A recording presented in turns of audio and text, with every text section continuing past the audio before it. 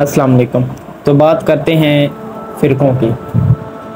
اس video میں آپ کو بتاؤں گا کہ کون سا فرقہ رائے حق پہ ہے اور کون سا فرقہ رائے حق پہ نہیں ہے۔ آیا کہ فرقے ہونے بھی چاہیے یا نہیں ہونے چاہیے، یا کوئی درمیانی راستہ اختیار کرنا چاہیے سارے فرقوں کو چھوڑ کے، جسے ہم بول سکتے ہیں ماڈریشن کا۔ تو اس موضوع پہ ہم بحث کریں گے۔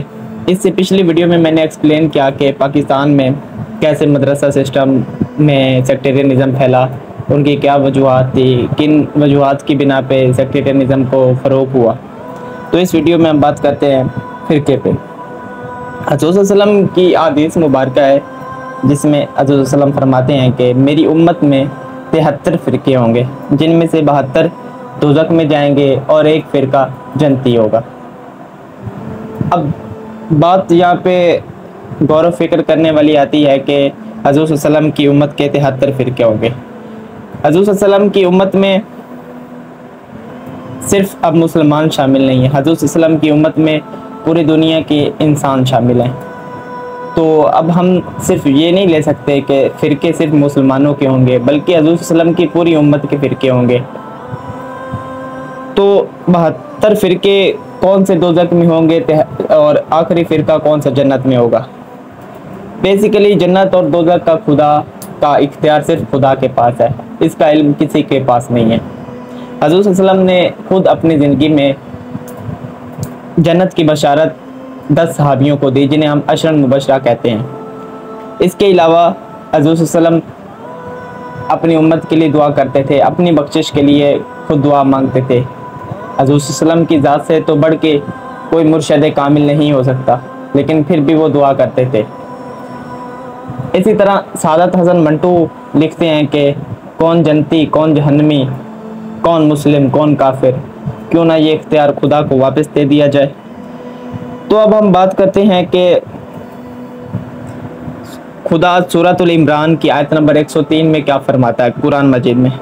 خدا قرآن مجید میں فرماتے ہیں، اور اللہ کی رسی کو مضبوطی سے تھام لو اور تفرقوں میں نہ پڑو، اور اللہ کا احسان یاد کرو جب تم آپس میں دشمن تھے، پھر اللہ نے تمہارے دلوں کو جوڑ دیا اور تم اللہ کے فضل سے بھائی بھائی بن گئے، اور تم لوگ آگ کے کنارے پر کھڑے تھے اور اللہ نے ہی تمہیں نجات بخشے۔ اس طرح اللہ تمہارے لیے اپنی نشانیاں کھول کھول کر واضح کرتا ہے۔ تو اس آیت سے اب ہمیں کیا پتہ چلتا ہے؟ اس آیت سے ہمیں پتہ چلتا ہے سب سے پہلی بات کہ اللہ قرآن مجید میں واضح فرما رہا ہے کہ تفرقوں میں نہیں پڑنا۔ پھر اللہ دوسری مثال دے کے بتا رہا ہے، جہاں پہ مثال دی گئی ہے اوس اور خزرج، 2 قبیلے تھے حضور صلی اللہ علیہ وسلم کے زمانے میں، جن کے آپس میں گہری دشمنیاں تھیں۔ تو حضور صلی اللہ علیہ وسلم کے زمانے میں یہ 2 قبیلے متحد ہو گئے۔ تو اس طرح اللہ تعالیٰ فرما رہے ہیں کہ یہ میرا فضل تھا کہ وہ دو قبیلے متحد ہو گئے۔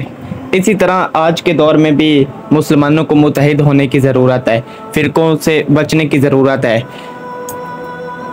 اس طرح اللہ تعالیٰ فرماتے ہیں کہ میری آیات میں نشانیاں ہیں، میری آیات سے نشانیاں ڈھونڈو۔ تو آج کے دور میں ہم کیا ہے، ہم فرقوں میں بڑھ چکے ہیں۔ اہل سنت فرقہ کہتا ہے کہ ہم رائے حق پہ، اہل تشیع فرقہ کہتا ہے ہم رائے حق پہ، دیوبندی کہتا ہے ہم رائے حق پہ، اہل حدیث کہتا ہے ہم رائے حق پہ۔ بھائی تم لوگ تفرقوں میں پڑھتے کیوں جب اللہ نے منع کر دیا ہے کہ تفرقوں میں نہ پڑھو، اور جب اللہ نے کہہ دیا ہے کہ تم لوگ میرے راستے پہ چلو گے، میری کتاب پہ چلو گے تو آپس میں بھائی بھائی بن جاؤ گے، تو تم لوگ ایک ہی خدا کے قرآن کے سائے کے تلے کیوں نہیں آتے؟ تو اللہ کی رسی ہم دیکھتے ہیں کہ اللہ کی رسی آخر کیا ہے؟ اللہ کی رسی قرآن ہے۔ حضرت علی رضی اللہ تعالیٰ عنہ سے ایک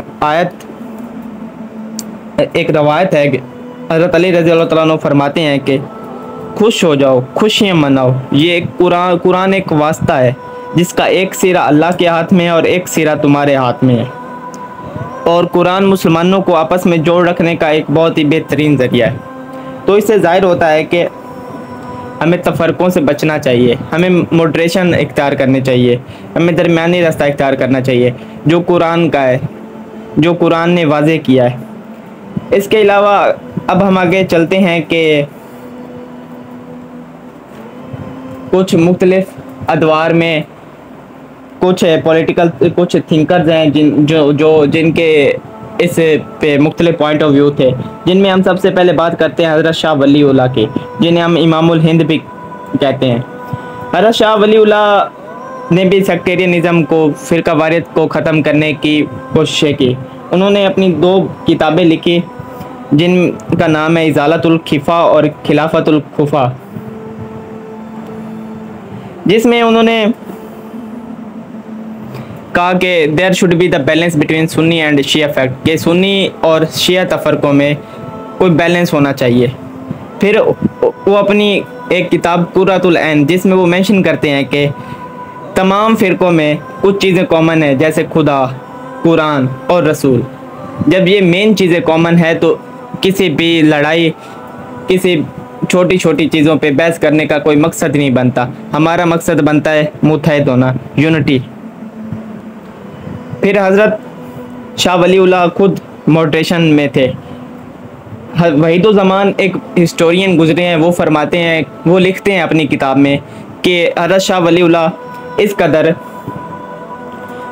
موڈریٹ تھے کہ ان کے معیار سے، ان کی انداز سے، ان کی رائٹنگ سے پتہ نہیں چلتا تھا کہ وہ کس فقہ سے بیلونگ کرتے ہیں۔ پھر ہم آگے بڑھتے ہیں تو حضرت مجدد الف ثانی کی طرف، حضرت سید احمد شہید، جنہیں ہم سید احمد شہید بریلوی کے نام سے بھی یاد کرتے ہیں۔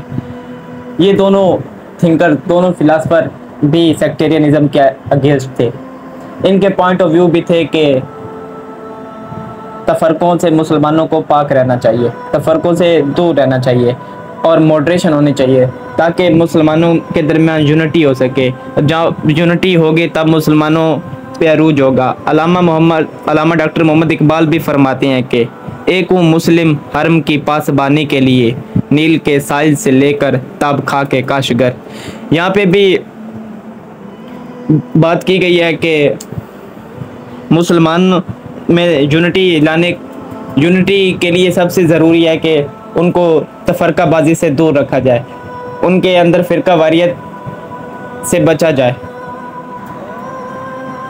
یہی وجہ ہے، یہی پوائنٹ تھے جن کی بیس پہ پاکستان کے انڈیپینڈنس سے پہلے there were only 137 مدرساز ان پاکستان، جو کہ میں نے لاسٹ ویڈیو میں ایکسپلین کیا ہے، اور سنی شیعہ کنفلکٹ کوئی نہیں تھے۔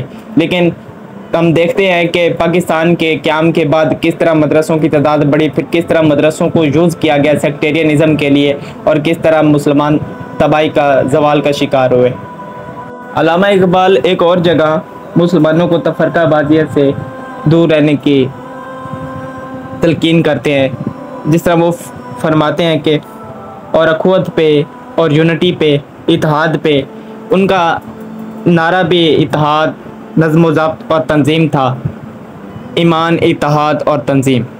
تو اقبال فرماتے ہیں کہ اخوت اس کو کہتے ہیں چبھے کانٹا جو کابل میں، تو ہندوستان کا ہر پیر و جواں بے تاب ہو جائے۔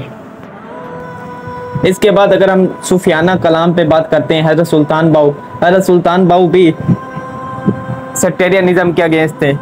وہ بھی اپنی تصنیف میں لکھتے ہیں، وہ حضرت سلطان باؤ فرماتے ہیں کہ نہ میں سنی نہ میں شیعہ۔ حضرت سلطان باؤ فرماتے ہیں نہ میں سنی نہ میں شیعہ، میرا دل دھواں تو سڑیا ہو، بوک گئے خشکی دے سب پینڈے، دریا وادت ول وڑیا ہو۔ تو اس شعر میں بھی حضرت سلطان باؤ یہی تلقین کر رہے ہیں کہ وہ کہتے ہیں کہ فرقہ واریت میں کچھ نہیں رکھا، انسان کو فرقہ واریت سے پاک ہونا چاہیے، جیسا کہ قرآن و سنت سے ثابت ہوتا ہے۔ اور اس کے علاوہ وہ کہتے ہیں کہ نہ میں سنی نہ میں شیعہ، کہ میرا کسی مسلک سے کوئی تعلق نہیں ہے۔ انسان کو مسلمان کے عروج کی وجہ ان میں اتحاد ہے، ان میں نظم و ضبط ہے، ان میں تنظیم ہے۔ جب یہ چیزیں نہیں ہوں گے، جب مسلمان بٹکے ہوں گے، جب مسلمان بٹے ہوں گے، تب وہ زوال کا شکار ہوگے، تب وہ قوم زوال کا شکار ہوگے۔ اس طرح اس ساری بحث سے ہمیں یہ پتہ چلتا ہے کہ آج کے اس دور میں ہمیں جتنا ہو سکے تفرقہ بازی کی تعلیمات سے، ایسی تعلیمات جو مسلمانوں کے درمیان نفرت پیدا کرے، ایسی تعلیمات جو مسلمانوں کو ایک دوسرے سے لڑائے، ایسی تعلیمات جو انسان دو مسلمانوں کے درمیان خسارے کا باعث بنے، جس کی وجہ سے دو مسلمانوں کے درمیان آپس میں نفرت پیدا ہو، ان سے ہمیں دور رہنا چاہیے۔ تو اس بیس پہ ہم کہہ سکتے ہیں کہ ہمیں موڈریشن اختیار کرنی چاہیے، فرقوں سے باز رہنا چاہیے۔ یہ کام کوئی آسان نہیں ہے، اس کے لیے بہت محنت درکار ہے۔ اس لیے میاں محمد بخش کے شعر کے ساتھ میں اختتام چاہوں گا، اور میں اس ساری بحث کا نتیجہ اس شعر میں نکالنا چاہوں گا۔ وہ فرماتے ہیں، اسے ہک سے مصرے اندر غرض کسے دی ساری، جو ڈھونڈے سو پاوے بھائی مفت نہیں پر یاری۔ والسلام۔